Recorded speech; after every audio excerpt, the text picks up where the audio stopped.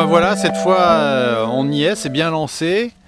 La température se réchauffe, il est 8 h du soir, il fait moins 30. Ce petit village là juste derrière, c'est Couche-Lor-Swark. On voit d'ailleurs la montagne en forme de pouce, le Couche-Louk, le fameux pouce. C'est le village le plus reculé qu'on puisse trouver dans l'Arctique, le plus difficile d'accès.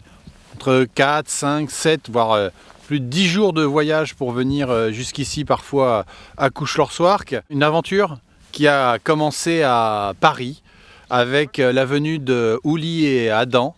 Moi, ça fait plusieurs années que je vis dans ce village-là. J'avais envie de leur faire découvrir Paris. Cette aventure humaine, Sébastien Bedbédé l'a filmée.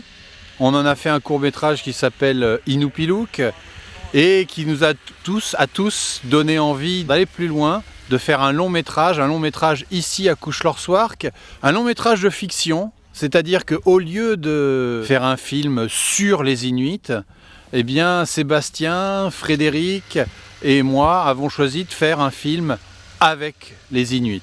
Une manière de leur laisser la parole, une manière de découvrir aussi ce monde absolument fabuleux de l'Arctique d'une manière totalement différente.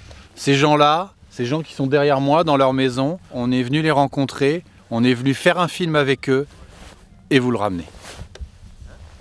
Pour produire un film ici, en fait, on a été obligé de s'adapter. On ne peut pas venir avec des milliards de dollars ici, ça sert à rien. On ne peut pas construire une piste d'atterrissage pour faire venir du matériel incroyable. C'est impossible. Et toute l'équipe est obligée de s'adapter. On est obligé de dormir où on peut, de manger ce qu'il y a à manger.